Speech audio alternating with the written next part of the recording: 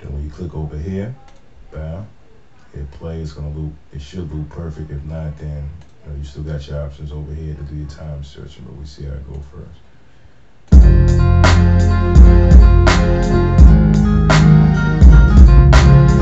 Alright, perfect, it's off. So now you can see how this time stretching will come into play with that.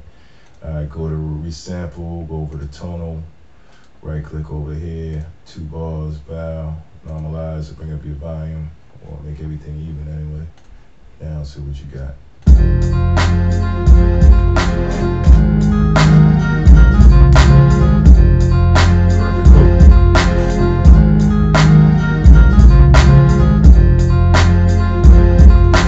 Alright, that's the basics on time stretching. What you can also do, I don't really mess with it, but I'll show you this in case you want to try and figure it out on your own. But I seen other niggas do it. I don't really like messing with it like that. But if you go back over here to your playlists, and what you can do also, instead of dragging it into a sampler, you can drag this track, like also because, first let me show you, because you can, if you start off with like a fresh one and you hit record, as long as your input 1 and 2 on your mixer is highlighted, then when you hit record, what's coming out your mic is going to record here. So this is how you can like play your tracks, and then you can record your vocals in here. And what I've seen people do is then take it down over here, remember that first button, and just drag it right over here to the bottom. This is what you're going to do your vocals at. You can smooth this around like that. You can do time stretching down here with that, stretch it over to a couple of bars, which of course is going to slow down the pitch. You don't have that much pitch control if you do it this way. That's why I don't really mess with it. You really don't have that tonal effect and stuff like that on this one. So if you stretch it, it's going to go out of pitch and slow down and stuff like that. But, it's just like a nigga spitting over a track or whatever. It's going to be the length of that. There's really no need for no stretching. You might have to move it back and forth a little bit just to get it right on the beat or whatever, but shouldn't even be no need for that. Because if you start the track and you go over here on input, then as soon as the track starts, it's going to start to record, so it's going to sync everything up. Or better yet, what happens as soon as the guy, the artist starts spitting in the mic, it's going to start to record. Not necessarily once it hits the beat, unless you got the volume up and you got your mic open and ain't got no headphones on. Then the beat is going to give you input and it's going to start it. But see what I'm saying? Basically, that's about the fundamentals of all this. Go back to the episode for a minute. Now remember what I was telling you about, like, also what you can do is,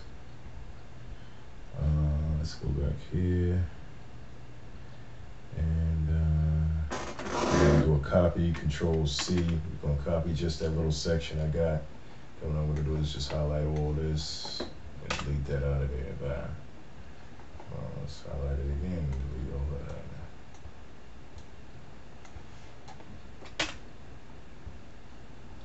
Just shrink it down and highlight everything and delete it out.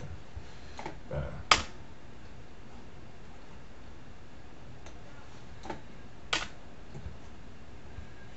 You're going to do a control paste, which is control V. And that's going to just, actually I didn't have to go through it there. I could have just did a control paste and it would have just overrid what I had there. But this is what I was talking about, like with your regions, right? Regions.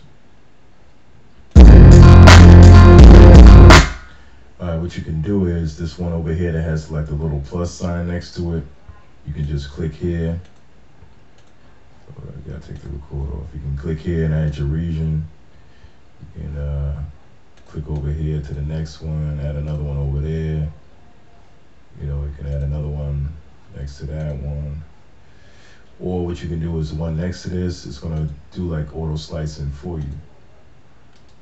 You can do like a medium auto slice or dull auto slice, and it'll just fill them in for you to the medium. All right, for now, let me get rid of this. Hold on. So let me show you what I'm talking about. All right, if you go over here and do like a medium slicing, it's gonna put the slices in there automatically for you, right? If need be, you can see how it sounds or whatever. over here on top of that that sample I was telling you about, what you have is a fruity slicer. Let's see if I can find a fruity slicer. You add your fruity slicer. What you can also do is drag it into the fruity slicer. And what that fruity slicer is going to do, each one of your keys on your keyboard now is going to enable you to be able to trigger each individual note.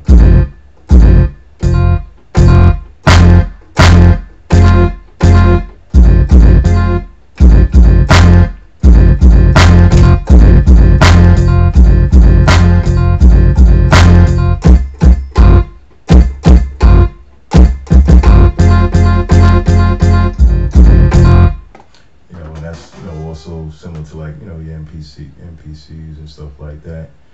I don't mess with this that much, but to be honest with you, I should, but I'm not into that